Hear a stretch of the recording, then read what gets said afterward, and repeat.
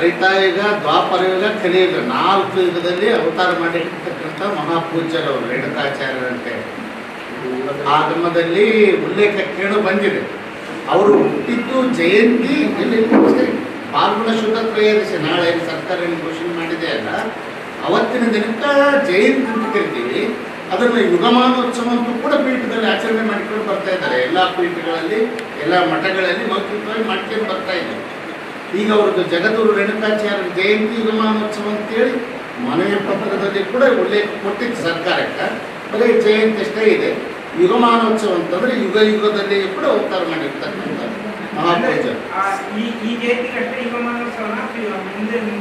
ಪ್ರತಿ ವರ್ಷವೂ ಕೂಡ ಜಯಂತಿ, ಪ್ರತಿ ವರ್ಷವೂ ಕೂಡ ಯುಗಮಾನೋತ್ಸವ.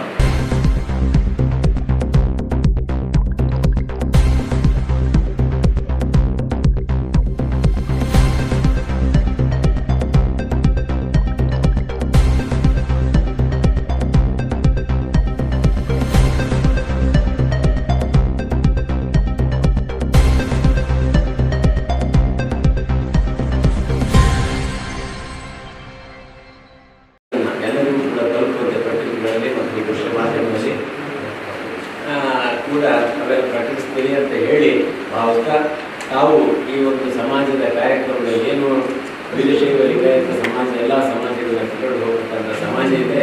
ಈ ಒಂದು ಕಾರ್ಯಕ್ರಮದಲ್ಲಿ ಏನು ವೀರಶೈವ ಕಲ್ಯಾಣ ಮಂಟಪದಲ್ಲಿ ನಡೀತಿದೆ, ತಾವೆಲ್ಲರೂ ಕೂಡ ಭಾಗವಹಿಸಲಿಕ್ಕೆ ನಾನು ಆಮಂತ್ರಣವನ್ನು ಕೊಡ್ತಾ 12ನೇ ತಾರೀಕು ರೇಣುಕಾಚಾರ್ಯ ಜಯಂತಿಯನ್ನು ವಿಜೃಂಭಣೆಯಿಂದ ಜಿಲ್ಲಾಡಳಿತ ಮತ್ತು ಸಮಾಜದ ವತಿಯಿಂದ ಮಾಡ್ತಾ ಇದ್ದೇವೆ.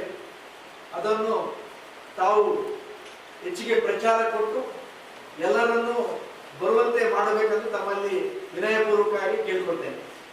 ದಿನಾಂಕ 12ನೇ ತಾರೀಕು ಬೆಳಗ್ಗೆ 12/3/2025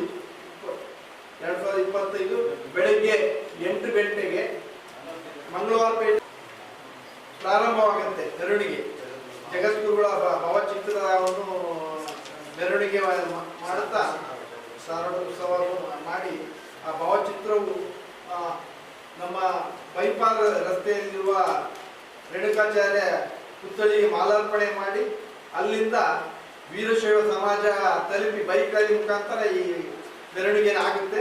ಅಲ್ಲಿಂದ 11 ಗಂಟೆಗೆ ಜಿಲ್ಲಾ ವೀರಶೈವ ಮಾಂತೇಶ್ ಕಲ್ಯಾಣ ಮಂಟಪದಲ್ಲಿ ಕಾರ್ಯಕ್ರಮವನ್ನು ಹಮ್ಮಿಕೊಳ್ಳಲಾಗಿದೆ.